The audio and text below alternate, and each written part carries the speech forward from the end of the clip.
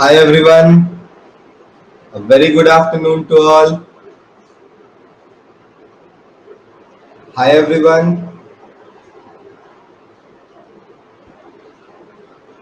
a very good afternoon. Chaitanya, Ikvira, everyone beta. Anshika, very good evening. Okay beta, a very good evening to all. Then how are you? What is going on? Everything is fine? Okay, very good. Then we should start our today's class. No beta, it's the same place. Same place beta? No beta, it is the same place. Okay, so setting change, it may be possible. I don't remember actually. है ना? So now today we should start our class. I am just giving you a small question as a warm up question for today, and after that I will take you to the next point बेटा, है ना? अभी सबसे पहले मैं एक simple सा warm up question दे रहा हूँ, एंड आफ्टर दैट हम लोग आगे बढ़ेंगे फिर. ठीक है? Ready for the question? Question is not very difficult, it is slightly different, है ना? थोड़ा अलग है, एकदम फिट एंड फाइन बेटा. वॉल्यूम इंक्रीज कर लीजिए.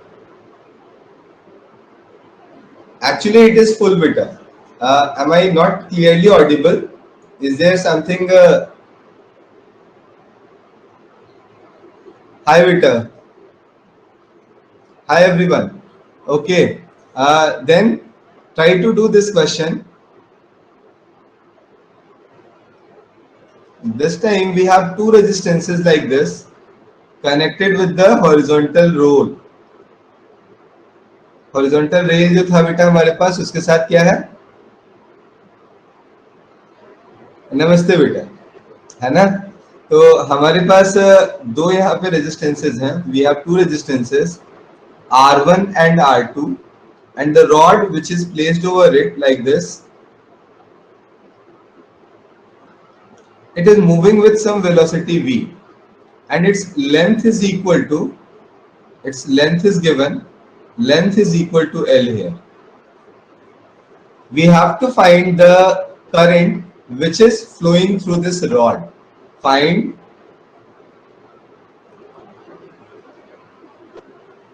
I from this rod.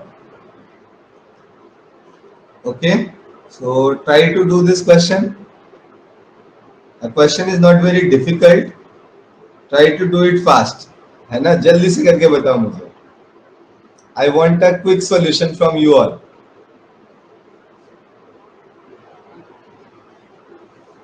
BVL R1 plus R2. Are you sure, Abhinav? Actually बेटा बी को आप मान लेना. B is B not or B के क्या. Okay, Deepti, B L V R1 R2. Okay बेटा. हाँ, actually the question is only, मैंने सिर्फ ये क्वेश्चन इसलिए दिया है कि आप ये समझ सको कि ये सीरीज कॉम्बिनेशन है या पैरेलल कॉम्बिनेशन है. क्योंकि अगर हम लोग ये बात समझ लिए, देन इस क्वेश्चन में कुछ भी नहीं है, है ना?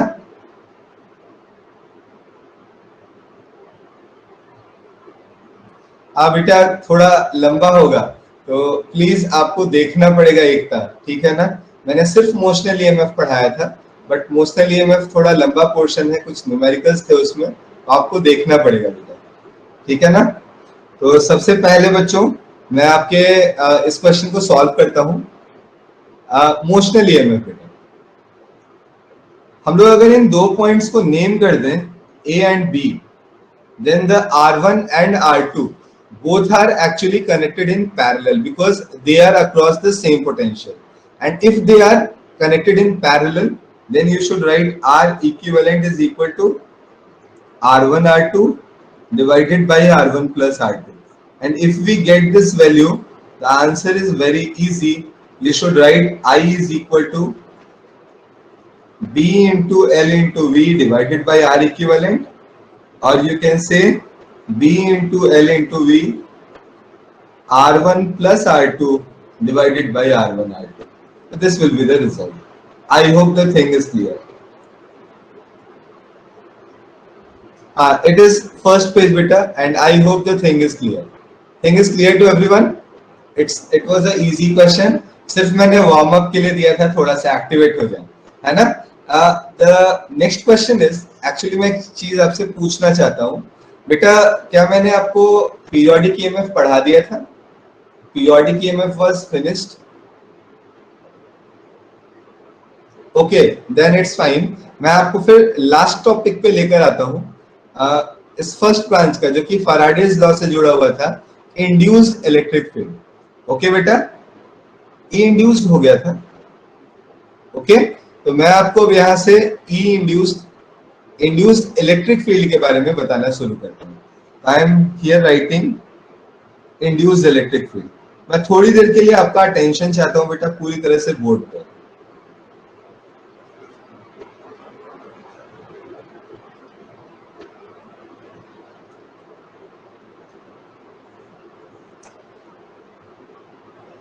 है बेटा, काफी कुछ बचा है, एक लेक्चर और लगेगा, है ना. तो I am just explaining here induced electric field. Try to understand the concept. थोड़ा देर के लिए ध्यान से समझते हैं इस कॉन्सेप्ट को. What is induced electric field? अगर कोई मुझसे पूछे क्या है इंड्यूस्ड इलेक्ट्रिक फील्ड, तो मैं दो बातें बोलूंगा. If we have a time varying magnetic field, due to time varying magnetic field, electric field is induced inside the metal or conductor. हमारा क्या होता है बेटा, अगर कहीं पे टाइम वेरिंग मैग्नेटिक फील्ड हो, तो उस टाइम वेरिंग मैग्नेटिक फील्ड में किसी भी कोर को रखने से, किसी भी मेटल कंडक्टर बॉडी को रखने से, उसके अंदर एक इंड्यूस्ड इलेक्ट्रिक फील्ड डेवलप हो जाता है, जिसे हम लोगों को यहाँ पे पढ़ना है. ये जो इंड्यूस्ड इलेक्ट्रिक फील्ड है, ये कंजर्वेटिव नेचर का नहीं होता. कंजर्वेटिव नहीं होने का मतलब, ये पाथ पे डिपेंड करता है, और जिस तरह से हमारी करंट की डायरेक्शन वहां पे इंड्यूस होती है, ये करंट पे ही tangentially each and every point पे ये अलोंग द टेंजेंट एग्जिस्ट करता है. ओके, मैं आपको एक डायग्राम के थ्रू बताने की कोशिश करता हूँ. It will help you. Just wait for a minute बेटा, मैं दिखा रहा हूँ आपको. मैं दोबारा से पहले पॉइंट्स को रिपीट कर दे रहा हूँ कि अगर हम इंड्यूस्ड इलेक्ट्रिक फील्ड की बात कर रहे हैं, तो there are some mandatory situations which should be present there. The first one is, जो पहला पॉइंट है हमारा, यह है हमारा, वहां पे टाइम वेरिंग मैग्नेटिक फील्ड होना चाहिए, अदरवाइज ये पॉसिबल नहीं होगा. और दूसरा, जो इलेक्ट्रिक फील्ड वहां प्रोड्यूस होगा, the electric field is not conservative in nature, it is basically non conservative in nature. I am just explaining this thing, है ना. आगे चल के जब आप इलेक्ट्रोमैग्नेटिक वेव्स पढ़ोगे, वहां हमें मैक्सवेल्स के इक्वेशंस के बारे में बात करनी होगी. The equation will be present there also. वहां भी ये प्रेजेंट होगा कि जैसे बेटा हम लोग अगर मैग्नेटिक फ्लक्स को चेंज करते हैं, इलेक्ट्रिक फील्ड प्रोड्यूस होता है. सिमिलरली हम आगे पढ़ेंगे कि अगर हम इलेक्ट्रिक फ्लक्स को चेंज करेंगे, हमारा मैग्नेटिक फील्ड प्रोड्यूस हो जाएगा. और ये दोनों जब एक दूसरे को प्रोड्यूस करने लगेंगे, तो हमारा एक इलेक्ट्रोमैग्नेटिक वेव का जनरेशन होगा, जिसे हम ईएम वेव के नाम से जानेंगे, है ना. तो ये जो कॉन्सेप्ट है, ये कॉन्सेप्ट आगे भी आपको पढ़ने की जरूरत पड़ सकती है. ध्यान से इसे लिख लेते हैं एक पॉइंट को. First point was,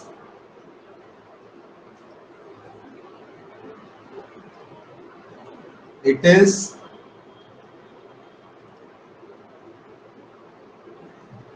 produced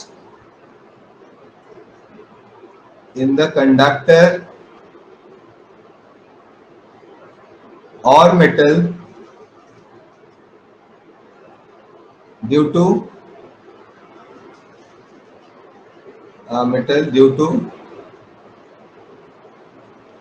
time varying magnetic field. ये क्यों होगा? तो टाइम वेरिंग मैग्नेटिक फील्ड के कारण होगा. This is the first point. Now come to the second one. Developed field is always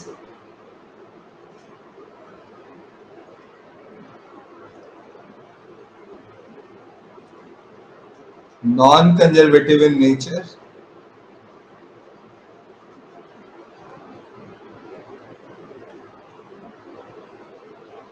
So if you are taking a charge particle for the round circle, आप पूरा का पूरा उससे एक cycle अगर कंप्लीट कराते हो तो उस साइकिल में आपको यहाँ पे एनर्जी स्पेंड करनी होगी। ऐसा नहीं है कि विदाउट एनर्जी आपका काम हो जाएगा, है ना।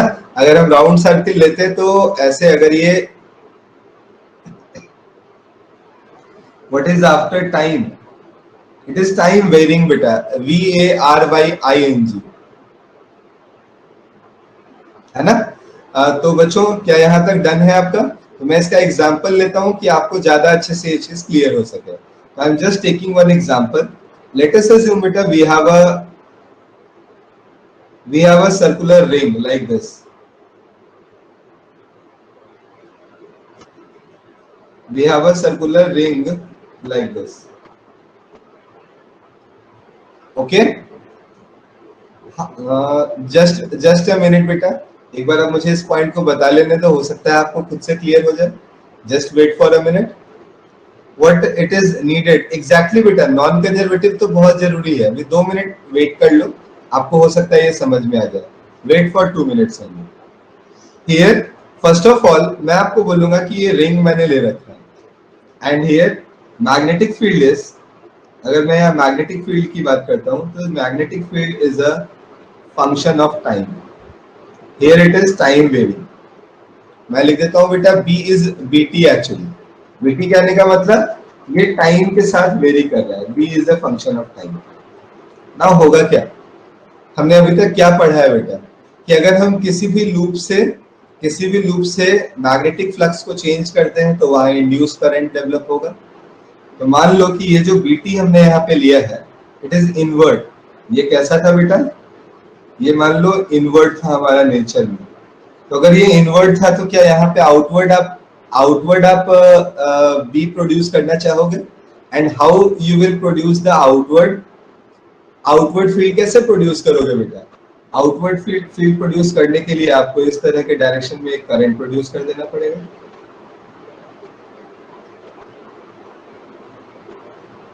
Are you agree with me or not? देखो आप अगर एंटी क्लॉकवाइज करंट प्रोड्यूस करोगे तो इससे करंट आउटवर्ड फील्ड होगा। क्या ये आउटवर्ड फील्ड आपके बढ़े हुए इनवर्ड फील्ड को कंपनसेट करेगा? Are you agree with me? Not got बेटा, ये तो बहुत खतरनाक सी बात हो जाएगी।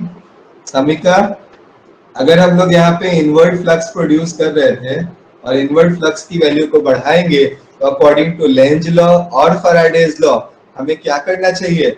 हमें आउटवर्ड फ्लक्स प्रोड्यूस करना होगा। And how we will produce the outward flux? हम किस तरह से बेटा आउटवर्ड फ्लक्स प्रोड्यूस कर सकते हैं? अगर हमारे पास आउटवर्ड मैग्नेटिक फील्ड होगा। और क्या आउटवर्ड मैग्नेटिक फील्ड आप इस तरह से प्रोड्यूस कर सकते हो यहाँ? Now are you getting my point? आप यहाँ पे अगर एंटी क्लॉकवाइज करंट फ्लो करा दोगे तो क्या आउटवर्ड फ्लक्स आएगा? नाउ यहाँ पे जितना भी पॉइंट है बेटा, इन हर पॉइंट पे अगर मैं इलेक्ट्रिक फील्ड को देखूं, electric field is just along the tangent like this. और अगर इस तरह का इलेक्ट्रिक फील्ड हमारा यहाँ पे प्रोड्यूस हो गया है, हर पॉइंट पे अगर ये इलेक्ट्रिक फील्ड प्रोड्यूस हुआ है, तो मैं अगर वर्क डन निकालना चाहता हूँ किसी क्यू चार्ज को एक पॉइंट से दूसरे पॉइंट तक ले जाने में, तो what work we have to do? Actual answer is 0। But यहाँ बेटा answer is not 0 because the field is not conservative in nature. Conservative होता तो इनिशियल और फाइनल पॉइंट सेम था, हमारा जो वर्क डन होता उसकी वैल्यू क्या आनी चाहिए थी? It must be equal to 0। But अगर ये कंजर्वेटिव नेचर का नहीं है तो वैसे केस में यहाँ कुछ वर्क डन होगा। मैं सिर्फ और सिर्फ उसी के बारे में यहाँ पे बात कर रहा हूँ। आई hope the concept is clear now. क्या आपके दिमाग में ये कॉन्सेप्ट क्लियर हुआ? तो मैं यहाँ पे इसे नॉन कंजर्वेटिव इसलिए कह रहा हूँ क्योंकि ये पाथ पे डिपेंडेंट नहीं है, ये पाथ से इंडिपेंडेंट है। अगर आप इसको इस लाइन के अलोंग लेकर पाथ पे डिपेंडेंट है, सॉरी पाथ पे इंडिपेंडेंट नहीं है। तो अगर मैं बेटा यहाँ पे किसी भी चार्ज पार्टिकल को इस पूरे साइकिल में घुमाऊंगा, we have to do some work. हमें यहाँ पे कुछ न कुछ काम करना पड़ेगा और जो काम करना होगा it is equal to Q multiplied by E। It will provide us the answer. ये हमें हमारा आंसर प्रोवाइड करेगा। I hope the thing is clear. क्या अब ये चीजें क्लियर है आपको? गुंजन, क्या बेटा आपको ये पॉइंट अब समझ में आया क्या जो मैंने बताया? Now I am writing here all the things, try to understand. First of all I will write, let us assume this radius is equal to R. मैं इसके रेडियस को क्या मान लेता हूँ बेटा? आर के बराबर मान लेता हूँ। इस पॉइंट को हम लोग ओ मान ही चुके हैं। Now I am just doing the simple calculation. I will write work done is equal to W is equal to, in the closed loop, f dot dl. Are you agree with me?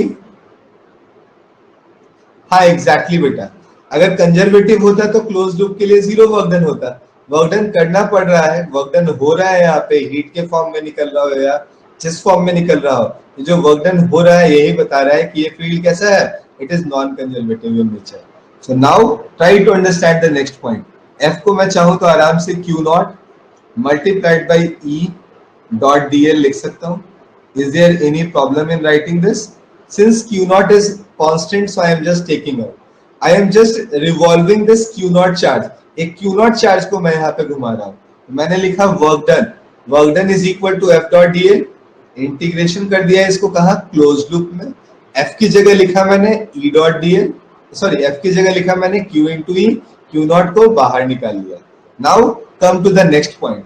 अगर मैं बेटा इसी work done को लिखना चाहता तो Q naught into ई induced लिखता कि नहीं लिखता?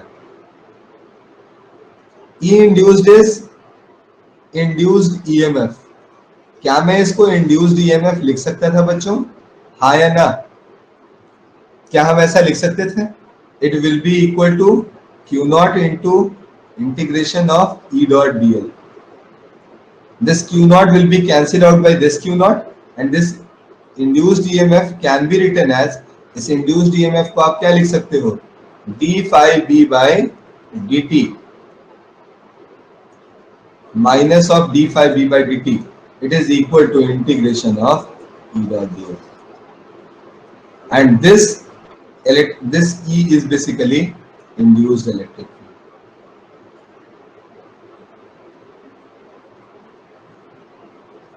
तो देखो बच्चों, ज्यादा चीजें याद रखने की जरूरत नहीं है, बस ये फॉर्मूला हमें याद रखना है बेटा। I will write here E dot D L from the close loop is equal to minus of D phi B by dt. You should only remember this formula. This formula is very very important for you. I hope the thing is clear. W is equal to QE. बेटा QE, Q multiplied by V. V means potential. Q multiplied by V. Now I hope the thing is clear. दोनों side से लिखा बेटा। एक बार मैंने लिखा F dot D L, एक बार लिखा मैंने Q इंटू V। V को यहाँ पे E इंड्यूस्ड लिख रहे थे, इसलिए मैंने E इंड्यूस्ड लिख दिया। I hope the things are clear. तो आमिर खान, आपका भी डाउट था बेटा। Now is it fine बेटा? Is it clear? Always remember the formula will be only valid when the field is time varying. जब फील्ड हमारा क्या होगा, टाइम वेरिंग होगा, तभी ये निकल कर आएगा। I think now the point is clear. Done है बच्चों सभी का, है ना? तो इस ई में कंफ्यूजन होता है कभी, तो आपको अगर ई में कंफ्यूजन हो रहा है ना, तो आप इसको थोड़ा सा साइलेंट टाइप का बना लेना, तो हो सकता है आपका कंफ्यूजन कम हो जाए। नाउ इट इज फाइन ना? तो आप इसको थोड़ा सा ई को जो है ना अलग शेप में बना लेना, इंड्यूस्ड ईएमएफ वाले को, तो मे बी आपका कंफ्यूजन ना आए। ठीक है, तो मैं आगे चलता हूँ बेटा, अगले क्वेश्चन को आपको देता हूँ। क्वेश्चन जो है उस क्वेश्चन को समझते हैं हम लोग। एक क्वेश्चन करेंगे तो हो सकता है हमारा कॉन्सेप्ट और क्लियर हो जाए। ठीक है ना? I am just taking you to the next part.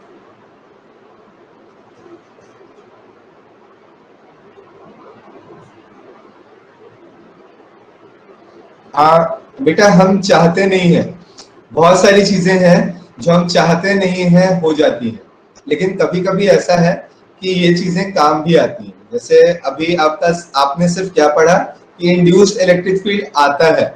अगर हमारे पास कहीं टाइम वेरिंग मैग्नेटिक फील्ड हो तो वहां पे क्या होता है बेटा? मैं पूरे को रिपीट कर रहा हूँ। मैं बोल रहा हूँ बेटा, अगर हम किसी जगह पे टाइम वेरिंग मैग्नेटिक फील्ड को रखें तो टाइम वेरिंग मैग्नेटिक फील्ड के कारण वहां पे एक इंड्यूस इलेक्ट्रिक फील्ड प्रोड्यूस हो जाता है। जो इंड्यूस इलेक्ट्रिक फील्ड हमारा नॉन कंजर्वेटिव नेचर का होता है। नॉन कंजर्वेटिव का मतलब हुआ अगर हम क्लोज लूप में भी किसी चार्ज को मूव कराएंगे तो वैसे केस में हमें एनर्जी स्पेंड करनी होगी।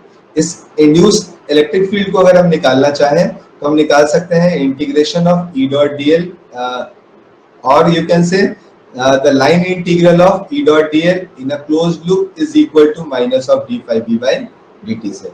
I hope the thing is clear।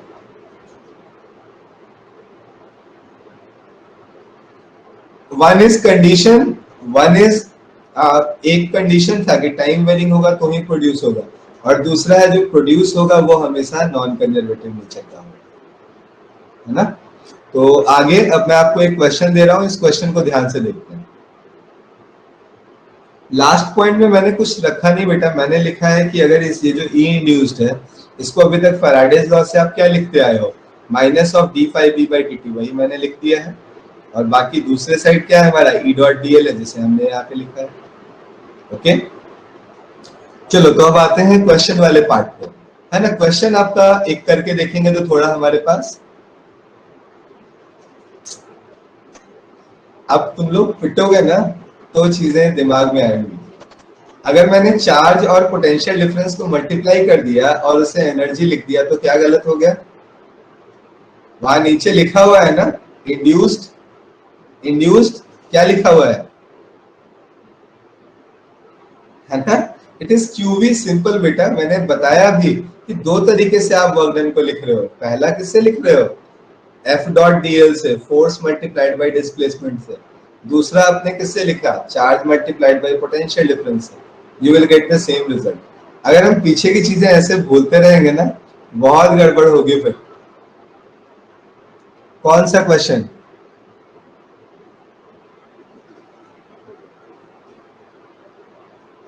कहाँ इलेक्ट्रिक फील्ड से मैग्नेटिक फील्ड प्रोड्यूस हो रहा था? अभी तक तो मैंने प्रोड्यूस नहीं कराया है।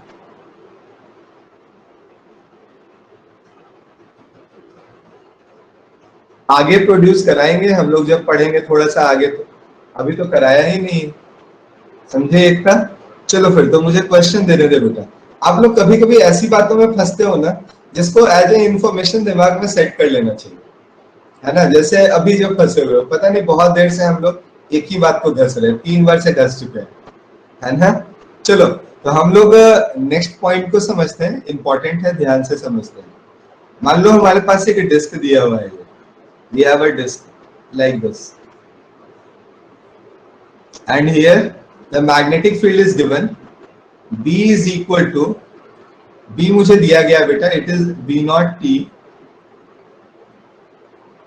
माइनस के, क्या मुझसे बोला गया है फाइंड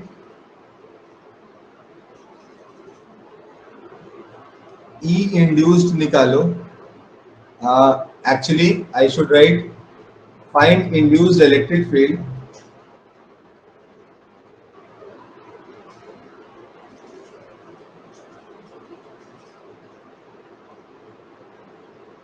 from 0 to 0 से ग्रेटर, सॉरी बेटा,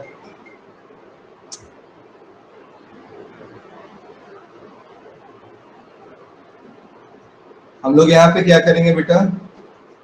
मैंने बोला कि हमें निकालना है 0 से लेकर R तक के लिए, और ये जो रेडियस है बेटा, this radius is basically R। तो ऐसा है कि हमारा R जो है ये वेरिएबल है। आप जब इनसाइड के लिए लोगे you should write 0 to capital, 0 से लेकर कैपिटल R तक के लिए और कैपिटल R से लेकर स्मॉल r तक के लिए। मतलब इनसाइड के लिए भी आप इस R को अज्यूम करो, आउटसाइड के लिए भी करो। तो you have to find the electric field. आपको यहाँ पे E की वैल्यू निकालनी है, इंड्यूस इलेक्ट्रिक फील्ड की, जब हम इनसाइड की बात करें, जब हम आउटसाइड की बात करें और जब हम सरफेस की बात करें। In all these 3 cases try to do this question. Here radius is equal to capital R, it is given. थोड़ा बेटा जल्दी से करते हैं इसे, है ना, क्योंकि आज मुझे पढ़ाना थोड़ा ज्यादा है ना, थोड़ा जल्दी जल्दी करते हैं। आर को जैसे बोलते हो ना बेटा कि आ,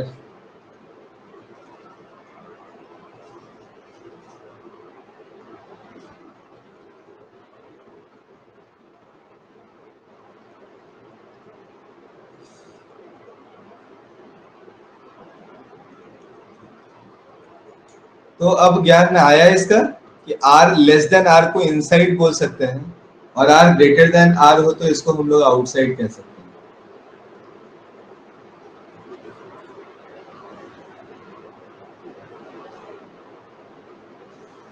तो try to do this question बेटा, कोशिश करते हैं।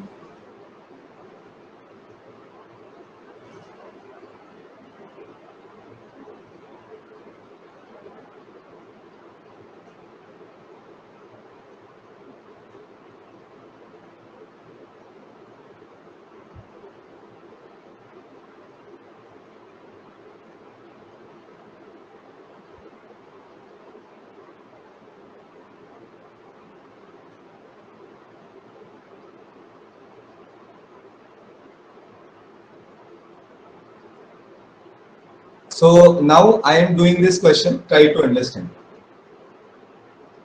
ध्यान से देखा जाए। सबसे पहले मैं स्टार्ट कर रहा हूँ बेटा यहाँ पे आउट इनसाइड से। तो first of all first one is R is less than capital R. It means कि I am talking about the inside point. मैं सबसे पहले फॉर्मूला लिखूंगा E dot D L is equal to minus of d phi b by dt।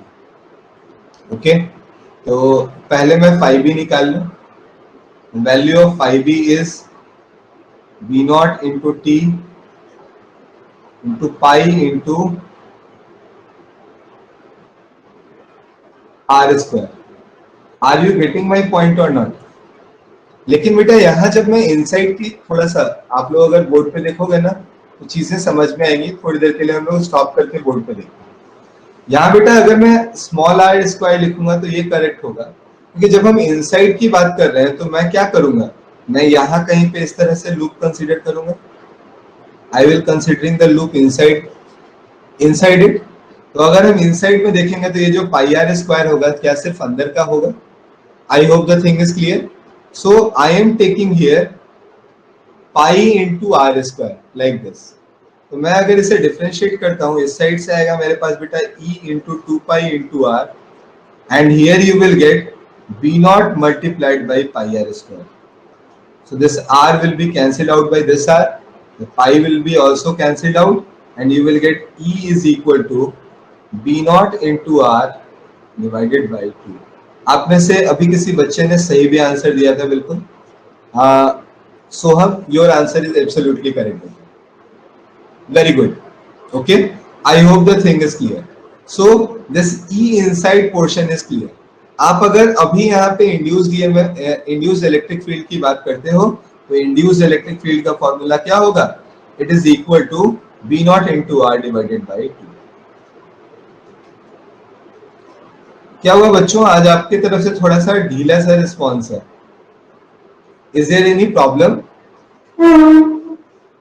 The response is not good actually, है ना? Is there any problem? थोड़ा bore हो रहे हो? हर रोज बेटा बहुत सारे क्वेश्चंस नहीं कराए जा सकते, है ना? Okay okay okay, then fine. ध्यान से सुन रहे हो, then fine. Come to the second point. Second point is r is greater than r। When we are thinking about r is greater than r, ऐसे केस में मैं इस point को आउटसाइड पॉइंट कह सकता हूँ। And outside point means this time I will write E dot D l is equal to minus of D phi B by D t. But इस बार देखो प्रॉब्लम कहाँ होनी है, मैं प्रॉब्लम समझाता हूँ। इस बार बेटा अगर मैं बात करूंगा फाई बी की, तो क्या कैपिटल आर रेडियस के बाद आगे बाहर कोई फील्ड है? Answer is no. बाहर हमारे पास कोई फील्ड नहीं है। और बाहर अगर हमारे पास कोई फील्ड नहीं है तो हम लोग लिखेंगे b naught into t pi r square. हम लोग आराम से ऐसा लिख सकते हैं, है ना? ये पॉइंट हमारे दिमाग में क्लियर होना चाहिए। लेकिन अगर हम लेफ्ट हैंड साइड की बात करें, इसको तो आप अभी भी e into two pi r ले ही सकते हो ना। आप यहाँ अगर लूप को बाहर कंसिडर कर ले रहे हो, is there any problem in that? Answer is no, we can take this one. तो मैं आराम से बेटा बाहर में तो इस साइड क्या कर सकता हूँ, इसे e into two pi r ले सकता हूँ। बट अगर मैं राइट हैंड साइड में देखूं तो I will get b naught into pi r square as my result. So this time this pi will be cancelled out and you will get E is equal to B naught into R square divided by twice of R. हमारे पास दो जगह पे field की value आ गई। एक हमने जो देखा है यहाँ पे, you can see here E is proportional to R, directly proportional to R, and here you can see E is inversely proportional to R. क्या आपको ये दोनों बातें क्लियर हो रही हैं? इट मीन्स अगर मेरा मन हो जाए कि मैं यहाँ डायग्राम, मैं यहाँ पे ग्राफ प्लॉट करके देखूं, तो I can easily plot a graph. मैं आराम से एक ग्राफ प्लॉट कर सकता हूँ and graph will look like this. Graph हमारा होगा कैसा? शुरुआत में फील्ड कैसे लेंगे हम लोग? Straight line, and after that it is rectangular hyperbola, है ना। तो B is proportional to R, E is proportional to R, and here you will write E is proportional to 1 by R. आपके book में बेटा बहुत सारे assertion reason question, बहुत सारे क्वेश्चंस सिर्फ और सिर्फ इसी कॉन्सेप्ट पे हैं, जहां पे बार बार पूछा जाता है एक चार्ज पार्टिकल को सर्कुलर पाथ पे घुमा रहे हैं, एनर्जी स्पेंड होगी कि नहीं होगी, लाइक दिस। असर्शन रीजन में ऐसे क्वेश्चंस आ जाते हैं। याद रखना बेटा, एक ऐसा इलेक्ट्रिक फील्ड भी होता है जो कि नॉन कंजर्वेटिव नेचर का होता है। आप देख सकते हो यहाँ पे, ऐसे केस में अगर हम किसी चार्ज पार्टिकल को रोटेट कराना चाहेंगे, we have to spend some energy, हमें कुछ एनर्जी खर्च करनी पड़ेगी, क्योंकि ये नॉन कंजर्वेटिव नेचर का है। हाँ एग्जैक्टली बेटा, it is variation in induced electric field. This one is basically induced electric field. So this variation is between induced electric field and R. और मैक्सिमम वैल्यू इसकी आप देख ही रहे हो बेटा, कहाँ मिल रही होगी मुझे? R is equal to capital R पे मिल रही है। वैल्यू होगी कितनी? B naught into capital R divided by 2 के बराबर। I hope the thing is clear. सब लोग बोल दो एक बार मुझे कि समझ में आ गया है। तो मैं इससे जुड़े हुए एक थ्योरेटिकल टॉपिक को जल्दी से बताते हुए आपको आगे बढ़ चलूं। आपके लिए एक छोटा सा होमवर्क रहेगा बेटा, है ना। आपके लिए एक छोटा सा होमवर्क रहेगा। There is a small write up in your package about eddy current. क्या है आपके पैकेज में? छोटा सा राइट अप है बेटा ईडी करंट के बारे में। You should read that particular right up, पूरा का पूरा पढ़ लेना चाहिए। मैं अभी थोड़ा बहुत आपको एडी करंट के बारे में बताता हूँ, जो कि इसी इंड्यूस्ड इलेक्ट्रिक फील्ड से मेनली जो है गवर्न हो रहा है, जो यही इसी से एक्सप्लेन हो रहा है आपको।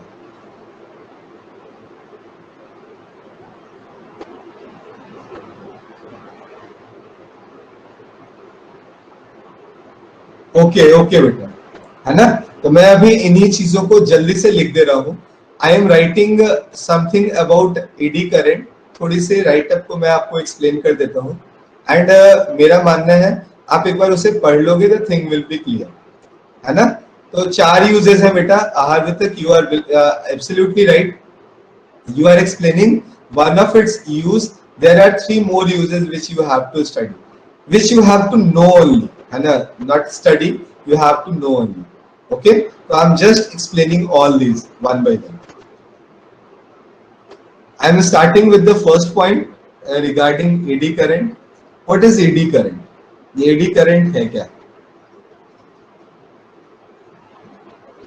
तो मैं बोलूंगा बेटा, when a bulk is just introduced into a time varying magnetic field, then the and current will then a current will produce inside that particular bulk, and that particular current is basically resemble with the whirling eddies in the water. That's why we are naming it eddy current. हम लोग उसे नाम क्या दे देते हैं? Eddy current दे देते हैं।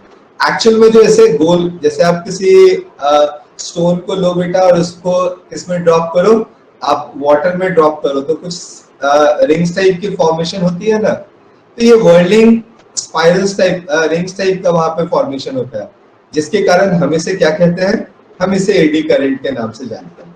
तो ये जो एडी करंट है, ये एडी करंट जो है, नाम कुछ भी आप दे दो, इट इज नथिंग बट, जो अभी आपने पढ़ा है, it is basically induced electric field. ये बेसिकली इंड्यूस्ड इलेक्ट्रिक फील्ड है और कुछ नहीं है ना। और ये सिर्फ किसी रेगुलर शेप के, सर्कुलर शेप के अरेंजमेंट में नहीं होता, ये किसी भी बल्क में प्रोड्यूस हो सकता है। मैं बोलूं ये पेन है तो इस पेन के अंदर भी प्रोड्यूस होगा अगर ये मेटालिक होगा तो, अगर मेरा हैंड है इसके अंदर भी प्रोड्यूस होगा अगर ये मेटालिक होगा तो।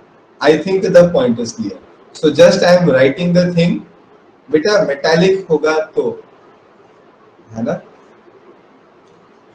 मैं यहाँ पे जल्दी से लिख रहा हूं बेटा, ध्यान से देखना। Due to change in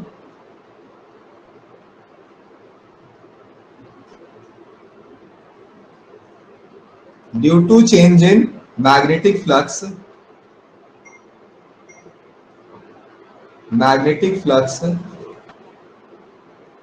when bulk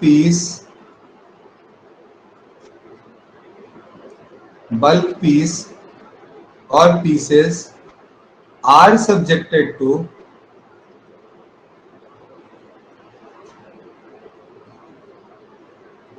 time varying magnetic field,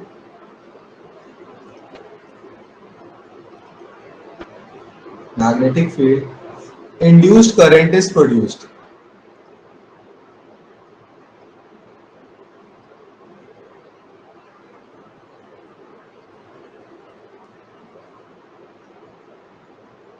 Okay, it is known as eddy current.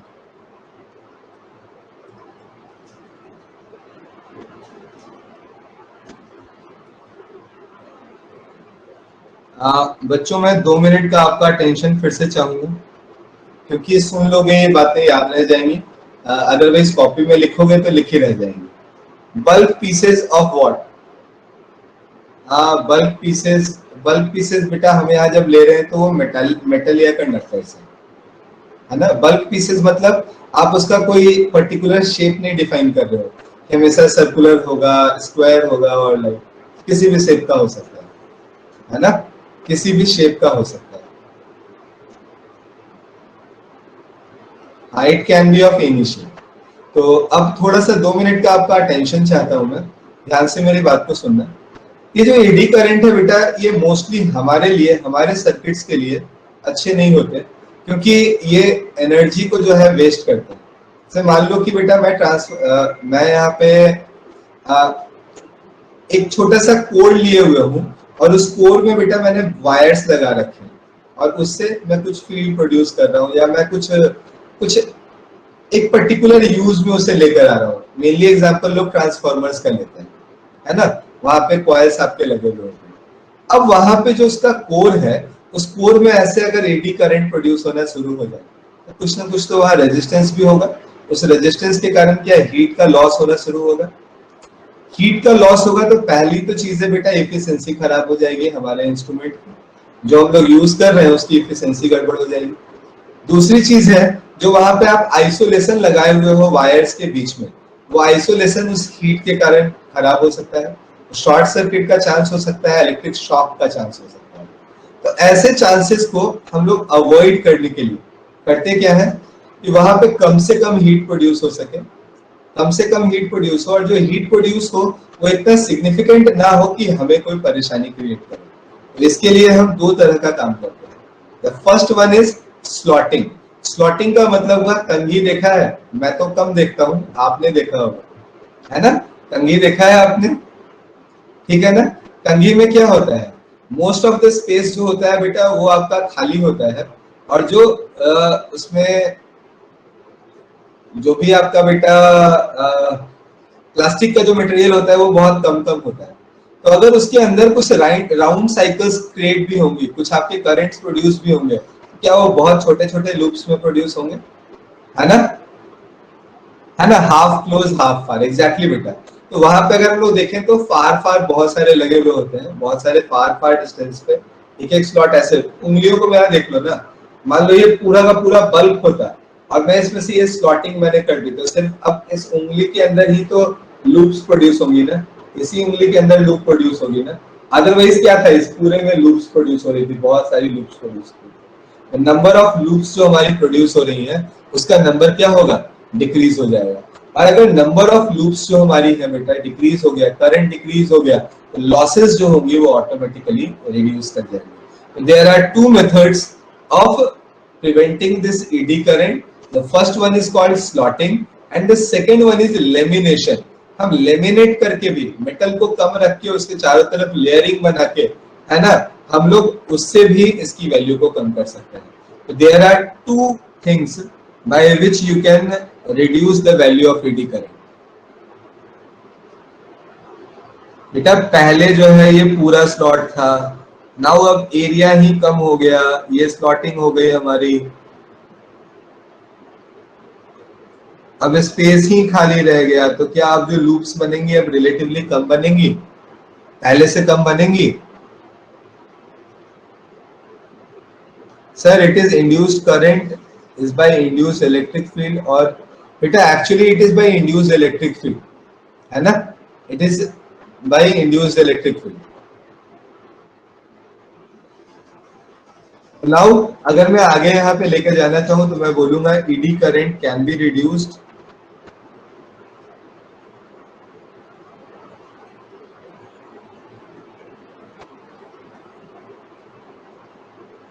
Bye first thing, पहला मैंने क्या बोला बेटा, by slotting, and the second one is basically lamination. एक छोटा सा राइटअप है बेटा, आप उस राइटअप को पढ़ लेना, it will help you. Otherwise मैंने समझाने की कोशिश की, डिसएडवांटेजेस आपके लिए होमवर्क रहा, आप ढूंढ के लिख देना, है ना। एक्चुअली बेटा there are 4 type of losses, 4 तरह की लॉसेस होती हैं, वो 4 तरह की लॉसेस आपको ढूंढनी पड़ेगी, है ना। There are 4 type of losses, actually you have to find this 4 type of losses, ठीक है। चलो मैं आगे बढ़ा रहा हूँ, मैं नेक्स्ट पॉइंट बता दे रहा हूँ, इसके यूजेस को, एप्लीकेशंस को बता दे रहा हूँ। और बेटा एप्लीकेशंस में बहुत अंदर तक जाने की जरूरत नहीं है, you have to know the name only, आप सिर्फ नेम जानो, it is more than sufficient. Lamination का मतलब you are just making some layer over it, आप इसके ऊपर लेयरिंग कर दे रहे, कवरिंग, है ना। And the first one is the magnetic breakings in the train.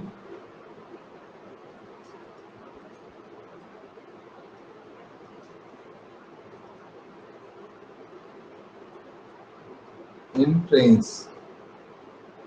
The second one is electromagnetic damping.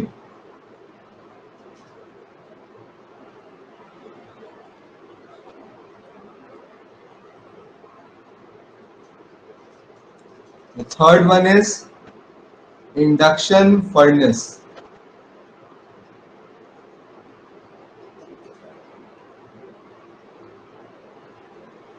And the fourth one is electric power meter.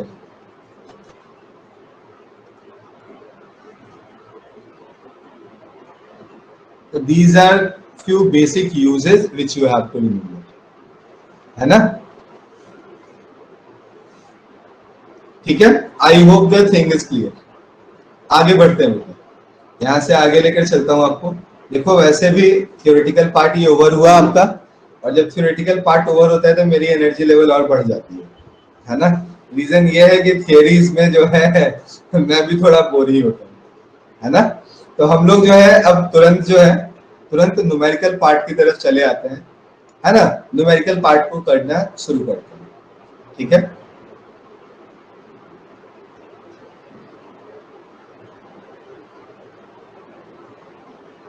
Bulk pieces पे layering, ये क्या था बेटा? प्रिया और प्रिया के डाउट्स, क्यों इतने डाउट्स लेके आती है तुम? कहां से डाउट्स लेके आती है इतने सारे?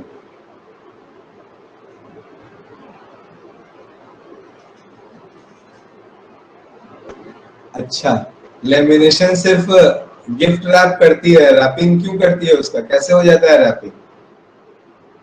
रैपिंग करने का मन होगा, नहीं कर पाएगी उसका। ऐसे ही नॉर्मल सा ले आया और रैप कर दिया, नहीं कर पाएगी।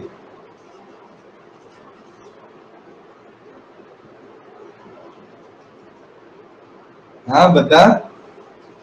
मान ले मुझे इस पेन को रैप करना है तो तू नहीं रैप करने देगी? सर ये तो बल्क है, इसका शेप साइज मुझे पता नहीं चल रहा।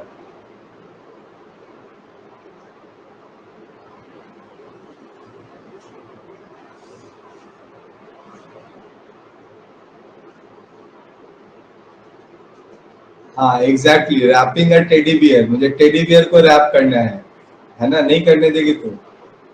चलो बढ़े हैं आगे बच्चों। तो हमने अब काफी कुछ देख लिया, आगे बढ़ते हैं। ठीक है, तो यहाँ से बेटा अब मैं स्टार्ट करता हूँ। देखो हाफ एन आवर लगभग अपने पास है। एक बहुत प्यारा सा टॉपिक है, आज इसको खत्म कर लिया जाए, है ना? बहुत प्यारा सा टॉपिक है, स्टार्ट करते हैं और खत्म करते हैं इसको। The heading is self inductance. Okay, तो मैं हेडिंग देता हूँ यहाँ पे, सेल्फ इंडक्टेंस।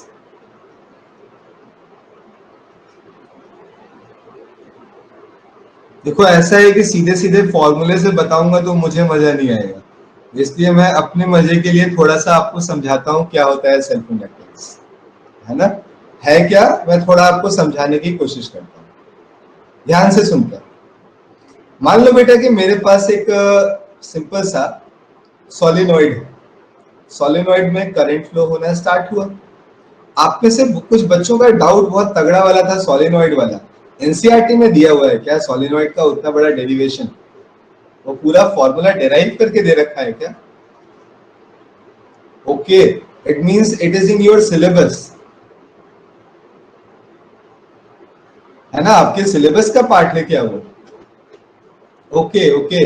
एक्चुअली में बेटा देखो, जब सोलिनॉइड की बात कर ही रहे हैं हम लोग, मुझे भी याद आ गया, मैं हल्का सा आपको आइडिया दे दूं। घबराने का नहीं था उस क्वेश्चन में कुछ खास, है ना? कुछ बहुत खास नहीं था आपसे घबराने का। आपको मान लो एक सोलिनॉइड दिया हुआ है, इस पूरे की लेंथ मुझे 12 दी हुई है। मुझे बोला गया कि यहाँ से स्टार्ट कर लो भाई। तो यहाँ पे मैंने एक पॉइंट पी ले लिया। मैंने यहाँ से कुछ दूरी पे एक लूप कंसीडर किया। एक लूप क्या, हमने एक एक्स डिस्टेंस पे एक डीएक्स थिकनेस कंसीडर की। अब डीएक्स में कितने नंबर ऑफ लूप्स होंगे हम निकाल सकते हैं। और ये जो डीएक्स है, इसके कारण यहाँ पे कितना मैग्नेटिक फील्ड होगा ये भी हम कैलकुलेट कर सकते हैं। हमारे पास फॉर्मूला है, हमारे पास फॉर्मूला था एक लूप के लिए mu naught I R square divided by twice of R square plus x square to the power 3/2। I हम चेंज कर नहीं रहे, म्यू नॉट है। आई के साथ बस हम मल्टीप्लाई कर रहे हैं number of loops. Number of loops को मल्टीप्लाई कर दो, फील्ड लिखो, उसे इंटीग्रेट करो कहां से कहां तक, -L से शुरुआत करो प्लस L तक लेके चले जाओ, काम खत्म हो जाएगा। यही था और कुछ है नहीं। एक्चुअली बेटा मैं सच बोलूं तो मैं फिजिक्स के लिए जनरली एनसीईआरटी उठाता भी नहीं, देखता नहीं बहुत ज्यादा, क्योंकि सच बोलूं तो बहुत काम आता नहीं है। हम लोग न्यूमेरिकल्स पे कंसंट्रेट करते हैं तो काम चल जाता है ऐसे ही। एनसीईआरटी में कुछ क्वेश्चंस बहुत लंबे चौड़े दिए हुए हैं, तो बोर्ड में तो काम आ जाते हैं, बट नीट एग्जाम में वो क्वेश्चंस जो है ना परेशान कर जाते हैं कि अगर गलती से आ गए तो छोड़ना पड़ेगा उनको, और कुछ नहीं है, कैलकुलेशन बहुत ज्यादा होता है उनको। ठीक है, तो चलो फिर वापस आते हैं सेल्फ इंडक्टेंस में। मैं आपसे बात कर रहा था कि अगर हम सेल्फ इंडक्टेंस की बात करें तो ये होता क्या है, इसका मीनिंग क्या है, इसको हम समझ कैसे सकते हैं? समझने का बहुत सिंपल सा तरीका है। इसको आप समझ सकते हो एक सोलिनॉइड के थ्रू। एक सोलिनॉइड है, इससे हम करंट को फ्लो करा रहे हैं। हमने करंट की वैल्यू बढ़ा दी, क्या फ्लक्स बढ़ जाएगा? हमने करंट की वैल्यू हमने करंट की वैल्यू बढ़ा दी, फ्लक्स बढ़ेगा क्या? बढ़ेगा फ्लक्स। अगर फ्लक्स नहीं बढ़ेगा, फ्लक्स क्यों नहीं बढ़ेगा बेटा? अगर हम लोग करंट की वैल्यू बढ़ाएंगे तो हमारा मैग्नेटिक फील्ड बढ़ेगा। मैग्नेटिक फील्ड बढ़ेगा तो ऑटोमेटिकली फ्लक्स बढ़ेगा, और फ्लक्स बढ़ गया तो फ्लक्स घटाना पड़ेगा ना, क्योंकि हमारा बेसिक रूल इंडक्टेंस का क्या कहता है कि हमारा वो जो फ्लक्स बढ़ा है उसको घटाना होगा। घटाएंगे कैसे? अपोजिट डायरेक्शन में करंट फ्लो करा के। अब अपोजिट डायरेक्शन में करंट जो फ्लो होगा, जो भी होगा, जो ईएमएफ इंड्यूस होगा, उसी के कारण होगा ना। अब आप मुझे बताओ, मैंने करंट किसका बढ़ाया? मैंने करंट किसका बढ़ाया? सोलेनॉइड का। ईएमएफ इंड्यूस किस में हुआ? सोलेनॉइड में। तो मेरे प्रॉब्लम के कारण मैंने कोई चेंज अपने अंदर किया, उस चेंज को कंपनसेट करने के लिए मैंने ही अपोज करना स्टार्ट किया। That's why this type of nature is called self inductance. खुद पे जो चेंज हो रहा है, इसलिए इसका नाम हम क्या दे रहे हैं बेटा? हम इसका नाम दे रहे हैं self inductance. I hope the name is clear. क्या ये नेम क्लियर है आपको? है ना? तो अपने अंदर खुद ईएमएफ इंड्यूस कर रहे हैं। क्यों? क्योंकि हमने खुद अपने करंट को चेंज किया है। That's why it is called self inductance. Exactly. तो इसी चीज को हम लोग यहाँ पे पढ़ने जा रहे हैं। तो मैं सबसे पहले स्टार्ट करता हूँ बेटा इसके फॉर्मूले से। मैं यहाँ पे फर्स्ट पॉइंट लिखता हूँ, since we know that phi b is magnetic flux.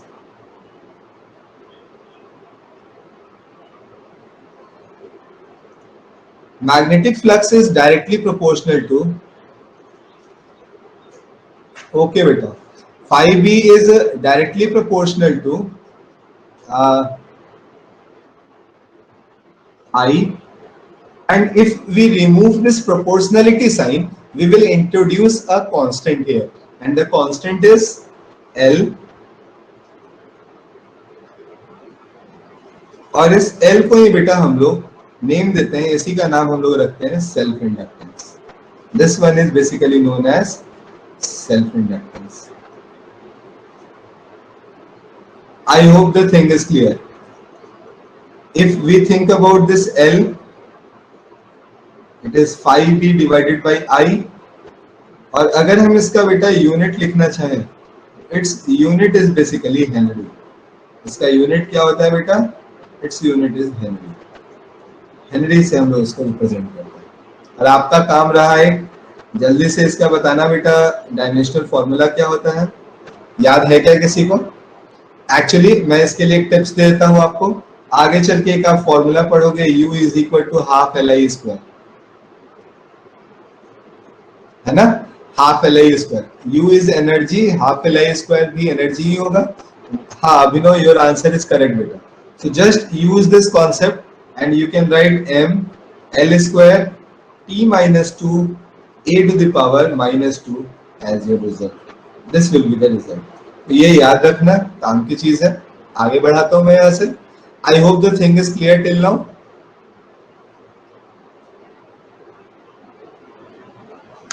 Sir, what is inductance? Okay, inductance का मीनिंग क्या हुआ? इंडक्टेंस का मीनिंग हुआ बेटा कि इस लूप में due to change in magnetic flux some EMF is induced inside the arrangement, and the property due to which this EMF is induced in the substance is called inductance. है ना? I hope the thing is clear. है ना? मैं तो बोलूंगा बेटा you should purchase a question bank of previous 10 years, that is sufficient. 10 साल का क्वेश्चन बैंक रखो, फिजिक्स के सारे 10 साल के क्वेश्चन कर लो, it is more than sufficient. रगड़ लेना बिल्कुल, बस एक भी क्वेश्चन छूटना नहीं चाहिए। इतने में बोर्ड तो बहुत अच्छा चला जाएगा, है ना? तो बोर्ड्स के लिए इससे ज्यादा टेंशन नहीं लेना। चलो मैं यहाँ पे बात कर रहा हूँ। हाँ बेटा, वो एनर्जी स्टोर्ड है, मैं वो अभी प्रूव करके दिखाऊंगा, so need not to worry. NEET के लिए कहाँ बोला, बोर्ड के लिए बच्चों ने पूछा था, वो मैंने बोला, है ना? आगे चल के बेटा ये एनर्जी निकालना सीखेंगे। U is equal to half L I square. आगे बढ़ाता हूं मैं बेटा, नेक्स्ट पॉइंट पे चले आते हैं। Next point is as we know E induced का फॉर्मूला क्या होता है बेटा? The formula for E induced is minus of D phi B by D T. यही है हमारे पास। That's why I will write instead of phi I will use L into I. तो हमारे पास यहां से फॉर्मूला क्या हो जाएगा? अगर मैं फॉर्मूला लिखना चाहूं तो E induced is equal to, actually बेटा मैं मॉड साइन हटा देता हूं यार। तो मॉड साइन ले लेंगे तो फिर तो डायरेक्शन ही नहीं पता चलेगा ना। I'm just removing this mod sign. I will write minus of d Li by dt, and you should write minus of Ldi by dt as your result. Here you should write this E induced is nothing but minus of Ldi by dt. आपको याद होगा बच्चों, मैंने बोला था inductor को हम लोग कुछ इस तरह से दिखाते हैं. तो if the current from this inductor I is increasing, I is increasing. तो if I is increasing, what I should do? मुझे अपोजिट डायरेक्शन में बेटा करंट फ्लो कराना है, तो एक बैटरी बनानी पड़ेगी. और अब बताओ बेटा, इस बैटरी का ईएमएफ लिखना हो तो आप क्या लिखोगे? It is L d I by D T. I hope the thing is clear.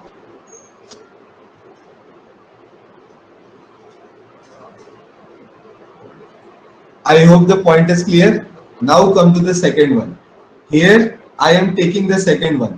लिख लो, मान लो बेटा कि ये हमारे पास एक इंडक्टर है and here I is decreasing. I इस बार हमारा डिक्रीज कर रहा है. मुझे क्या करना है? इस आई को बढ़ाना होगा. And high I how I will increase? For increasing this we will apply a battery like this and its EMF is equal to L d I by D t. क्या ये पॉइंट क्लियर है? तो जहां अभी तक आप capacitor, register ये सब यूज कर रहे थे, it may be possible in some phase, some time we have to use this inductor also, है ना? Sir I is induced current. No बेटा, this I is basically current. This I is not induced current, this is current.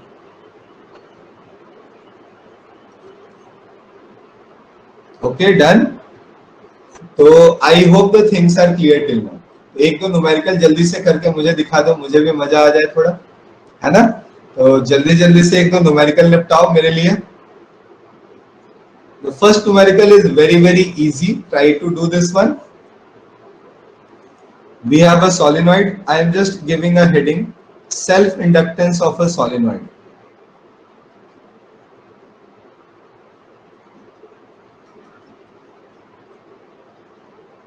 Of a solenoid. मैं solenoid का self inductance आपको बता रहा हूँ. Just Aamir एक मिनट बेटा, है ना? तो मैं आपको बता रहा हूँ, मैं बता क्या रहा हूँ, आपको करना है. बस इनको क्वेश्चन दे देने दो बेटा, फिर मैं आपको प्रीवियस पेज दिखा दूँ.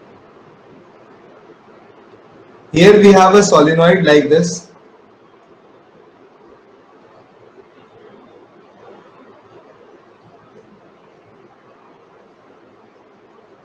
I is the current here. And the second thing, n is given. N is number of loops per unit length.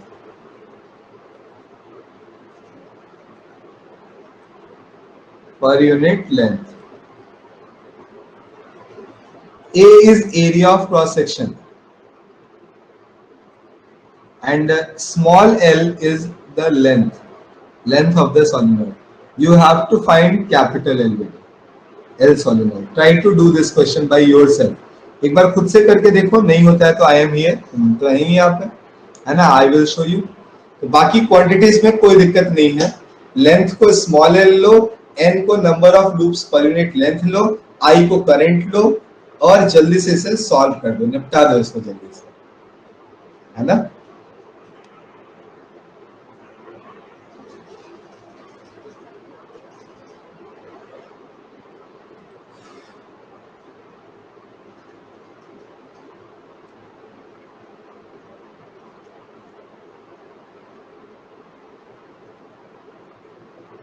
Aamir, complete हो गया बेटा? Have you completed?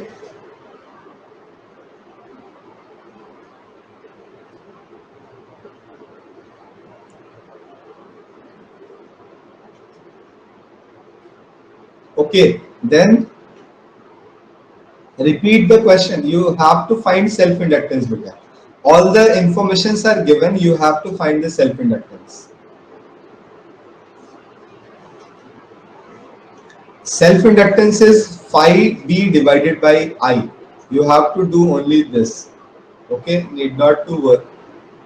No beta, answer is actually not correct.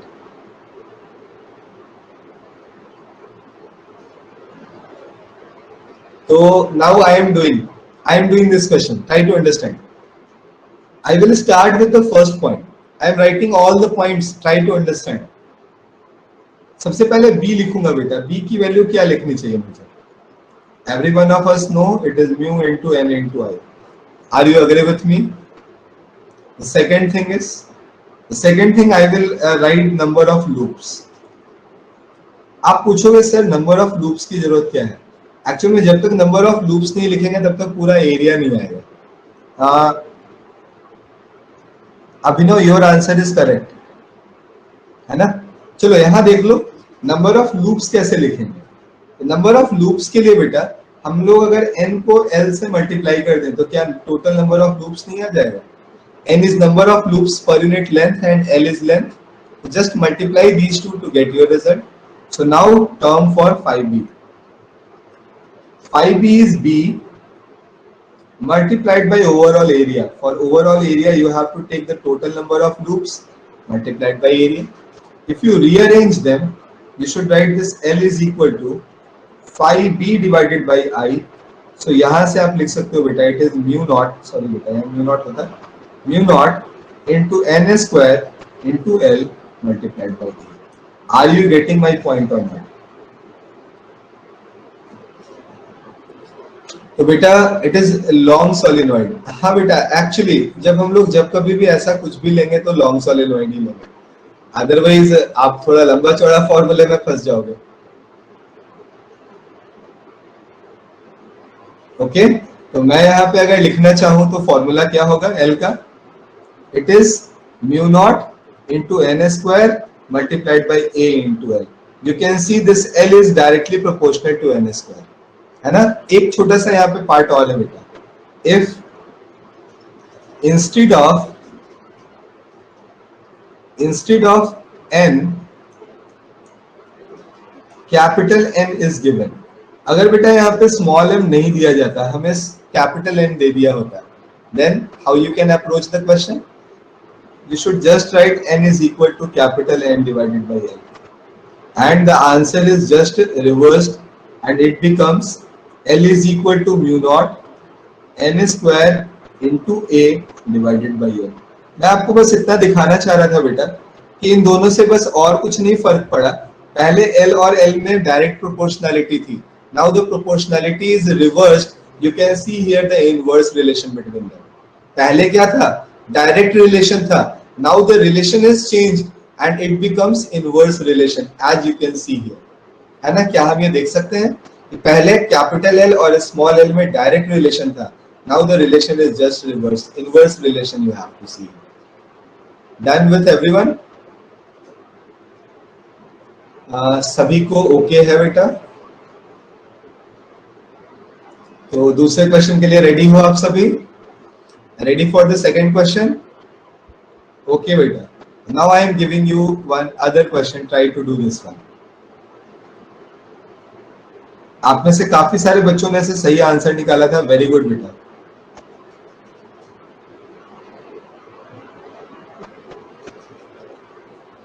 Let us assume here we have n number of loops.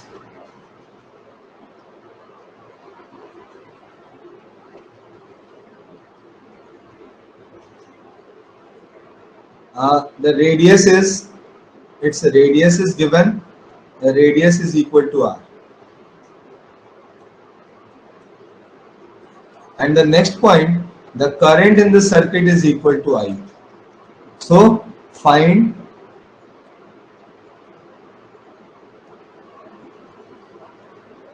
Self inductance. हमें इसका self inductance निकालना. Try to solve this one.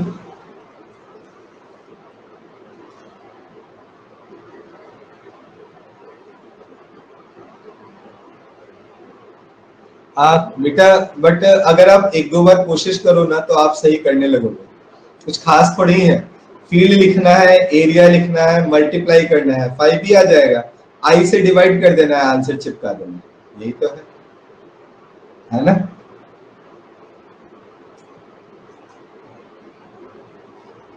एक बार दो बार कोशिश करो, एकदम करने लग जाओगे, कोई टेंशन वाली बात नहीं है. है ना?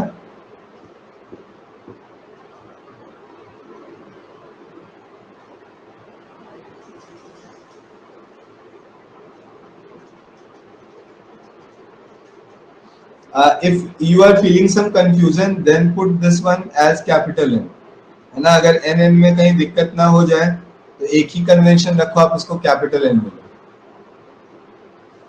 आप एक बार करके तो देखो, जैसे मैंने बोला, होगा, बहुत आराम से होगा।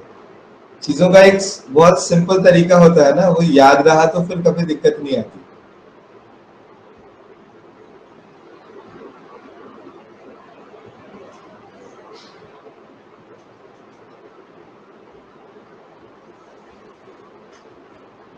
Okay, then now it's my turn. Apurva, mu naught and R. गड़बड़ हो रहा है कुछ न कुछ, है ना? कुछ न कुछ तो गड़बड़ हो रहा है। चलो देखते हैं। I am doing this. सबसे पहले बेटा I will write B. The formula for B is mu naught into n into I divided by twice of R. Everyone, are you agree with me? The second point is the area. Area is n multiplied by pi r square. So just multiply these two to get the value of phi b. It is mu naught into n into I divided by 2r multiplied by n into pi r square. This r will be cancelled out and you will get mu naught n square into pi r divided by 2. This will be the answer. क्या इसे हम answer code कर सकते हैं? हाँ बेटा, कुछ बच्चों का करेक्ट भी आया है ना? I hope the things are clear. तो बहुत मुश्किल तो नहीं है ना, आराम से किया जा सकता है ना? बहुत मुश्किल है क्या? नहीं कर सकते हैं आराम से? तो these are the basic things बेटा which you have to learn. I hope the things are clear. Now एक करके दिखा दो फिर फाइनली द लास्ट वन, है ना? इस बार लास्ट वन है, करके दिखा दो।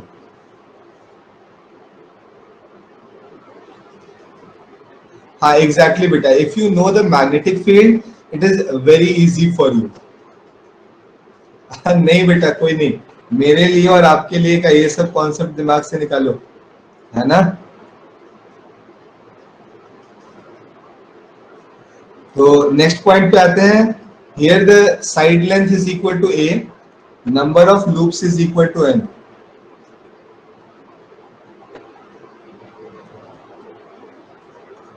and current in this circuit is equal to I. We have to find the self-inductance.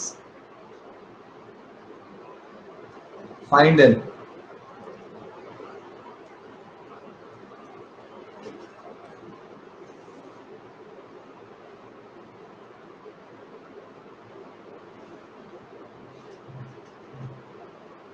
थोड़ा जल्दी।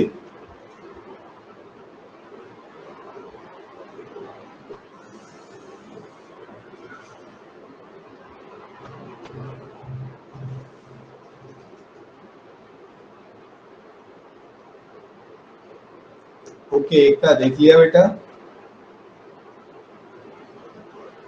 Okay done. Mu naught N square A.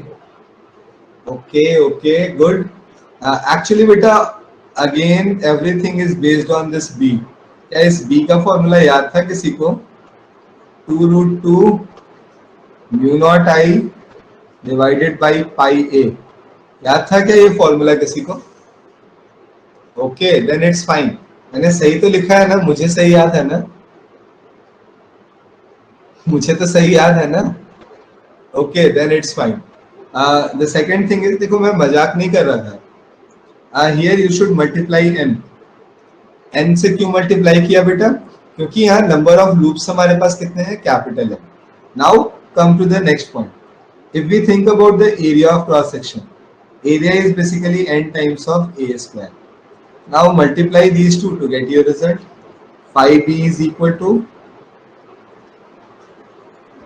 n into 2 root 2 mu naught I divided by pi a into n into a square. A will be cancelled out and you will get L is equal to 5b divided by I, that is equal to 2 root 2 n square into mu naught into a divided by pi. This will be the result.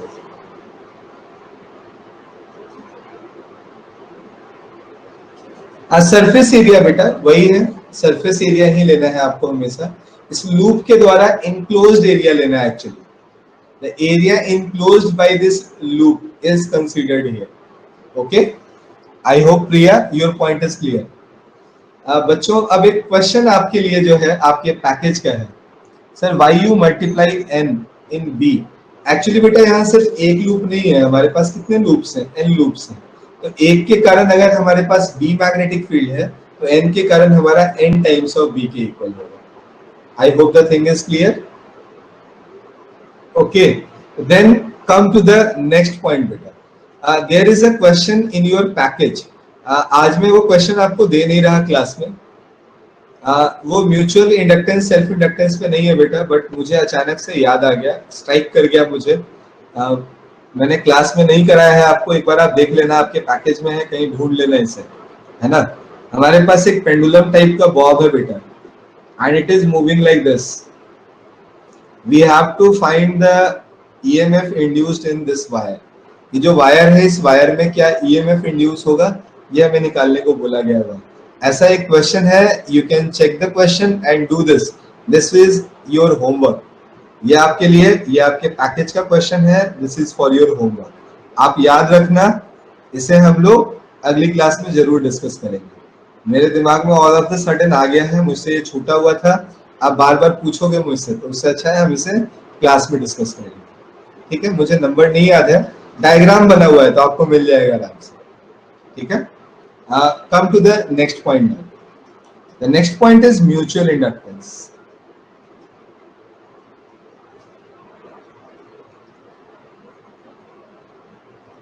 मैं यहां से लेके चल रहा हूं बेटा आपको mutual inductance की तरफ, है ना।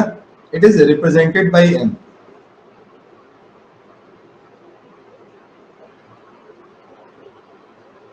Sir time variation of EMF due to magnet through solenoid वाला प्लीज एक्सप्लेन। ओके बेटा, फिर से क्वेश्चन की ही दिक्कत है। Today I don't have the package actually. अगर मेरे पास पैकेज होता तो मैं वो क्वेश्चंस देख लेता, बट एक्चुअली बेटा चलो कोई बात नहीं है, मैं आपको बता, मतलब ऐसा है बेटा, मैं ये दोनों क्वेश्चंस एक साथ ही करा दूंगा फिर आपको, है ना। मैं दोनों क्वेश्चंस आपको एक साथ ही करा दूंगा, ठीक है ना। मैं नेक्स्ट क्लास में करा दूंगा, दोनों एक साथ करा दूंगा। एक्चुअली बिना मतलब टाइम वेस्ट करने का कोई मीनिंग नहीं है ना। बच्चों आप में से बहुत सारे स्टूडेंट्स जो है सेल्फ इंडक्टेंस इंडक्टेंस के बारे में बहुत कुछ पूछ रहे थे, है ना। मैंने ऐसे कॉन्सेप्ट बहुत हद तक क्लियर करने की कोशिश की थी। अब छोटी सी बात मैं दोबारा से आपको एक समझाता हूँ, इसको समझोगे म्यूचुअल इंडक्टेंस तक जाना बहुत आसान हो जाएगा। मेरे पास मान लो बेटा एक सर्किट था,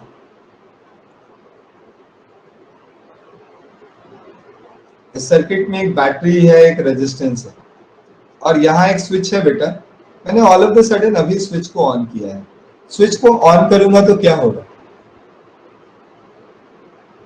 स्विच को ऑन करूंगा तो क्या होगा, करंट फ्लो होना स्टार्ट होगा, और इंडक्टर से तो कोई करंट पास हो नहीं रहा था, तो इंडक्टर क्या करेगा, बोलेगा भाई करंट तो पास हो नहीं रहा था, तो मैं तो पास होने नहीं दूंगा, है ना, मैं तो पास होने नहीं दूंगा। तो वो क्या करेगा, अपोज करना स्टार्ट करेगा। बट एक तो उसकी अपनी कैपेबिलिटी है ना, उस कैपेबिलिटी से आगे थोड़ी ना वो बढ़ सकता है ना। तो वो कैपेबिलिटी से आगे तो बढ़ेगा नहीं, वो पहले उसे रोकेगा रोकेगा रोकेगा, लेकिन एक समय जाके सरेंडर कर देगा, बोलेगा भाई जितना बहाना है बहा दूंगा। There is something like this, ऐसा ही कुछ होगा ना अगर हम एक्सटर्नल सोर्स लगाए हुए हैं तो इससे बेटा आगे का एक बहुत ही प्यारा सा कंसेप्ट ड्रिवन होता है। क्या होता है, हम लोग सेल्फ इंडक्टेंस को यहाँ से समझते हैं और देखते हैं बेटा, इस बात को एनालाइज करते हैं कि सेल्फ इंडक्टेंस का एक लिमिट होता है। इनिशियली तो ये इंडक्टर पूरी तरह से अपोज करेगा, वो किसी को फ्लो नहीं करने देगा, तो हमारा जो करंट होगा इस सर्किट का वो जीरो होगा। पर धीरे धीरे करंट की वैल्यू ग्रो करेगी और ऑल ऑफ द सडन बेटा कुछ देर के बाद वो एक सैचुरेटेड वैल्यू पे पहुंच जाएगी। इसलिए बेटा हमसे एक बहुत प्यारा सा क्वेश्चन पूछते हैं इंडक्टर से जुड़ा हुआ, कि जब हम सर्किट को स्विच ऑन करते हैं तो ऑल ऑफ द सडन हमारी लाइट की इंटेंसिटी बढ़ जाती है या ग्रेजुअली इंक्रीज करती है? The answer is it will increase gradually. हो सकता है वो टाइम ड्यूरेशन बहुत छोटा हो, हम उसे नेकेड आई से बेटा एनालाइज नहीं कर पाते हैं, बट हम लोगों को इस बात को समझ के रखना होगा कि current will gradually increase. Initially the value is zero, finally it's value is maximum. Late us assume the battery is of 10 volt and the register is of 2 Om.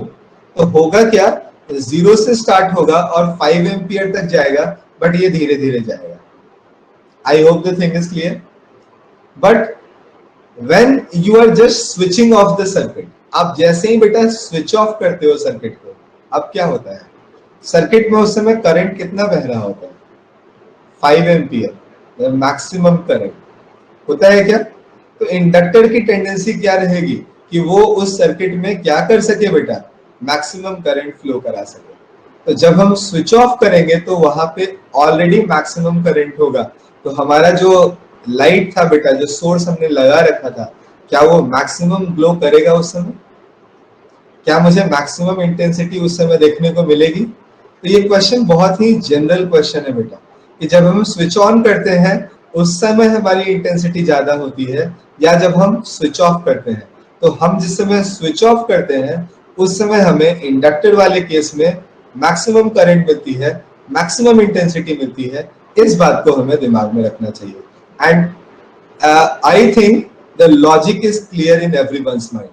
So at least there is 3 or 4 question in your package जो कि सिर्फ और सिर्फ इस concept से solve हो जाने वाला है। इस स्विच से बेटा, जो स्विच हमारे पास है, जो घर में स्विच होता है, बटन ऑन किया ऑफ किया, ऑन किया ऑफ किया, है ना, हम उस ऑन ऑफ की बात कर रहे हैं। तो अगर हमारे सर्किट में इंडक्टर लगा हुआ हो, इस बात को हम लोग दिमाग में रख सकते हैं। अपूर्वा, एक्चुअली बेटा आपके क्वेश्चन का प्रॉपर आंसर मैंने इसलिए बोला था क्लास में डिस्कस करूंगा, क्योंकि मुझे लगा था कि I will search some proper answer, but till now बेटा any proper answer is not searched by me. मुझे कुछ मिला नहीं। ये तो हमें पता है कि दो इलेक्ट्रिक फील्ड लाइंस कभी इंटरसेक्ट नहीं करती, टच भी नहीं करेंगी, ऐसा 99% जगह पे लिखा हुआ है, but there is no place where the absolute logic is given. कहीं पे बेटा उसका लॉजिक गिवन नहीं है। तो जब तक मैं लॉजिक नहीं समझ लेता हूं तब तक मैं आपको एक्सप्लेन करूं उसमें मजा मुझे ही नहीं आएगा, है ना? ठीक है, तो एक बार मैं भी उसमें लगा हुआ हूं क्योंकि मेरे लिए भी वो क्वेश्चन नया था। ठीक है, I hope beta everyone, are you getting my point? Switch on switch off concept is clear to everyone. तो आज तो मैं आपका म्यूचुअल इंडक्टेंस नहीं स्टार्ट कर पाया। I will start the mutual inductance in next lecture। और ये बहुत खास चीज नहीं है, बहुत टफ नहीं है बेटा। अभी हमारे अंदर खुद क्या हुआ था, इंडक्टेंस हो गया था, बट अभी एक कॉइल में करंट चेंज करेंगे, उसके कारण दूसरे से फ्लक्स चेंज होगा, जिसके कारण दूसरे कॉइल में कुछ करंट इंड्यूस होगा, कुछ ईएमएफ इंड्यूस होगा, जिसे हम म्यूचुअल इंडक्टेंस में पढ़ेंगे। Okay sir, can you take extra class for completion of this OHP? Okay बेटा, I will take one extra class, no problem, है ना। मैं इस सैटरडे या संडे ले लेता हूँ एक एक्स्ट्रा क्लास आपकी, ठीक है? ओके बेटा, bye bye, good day, take care everyone, take care everyone.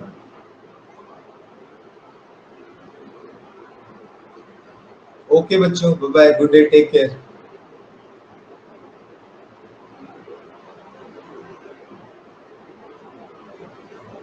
मिलते हैं बेटा अगले लेक्चर में। Most probably I will take one extra lecture on Saturday और संडे, ठीक है?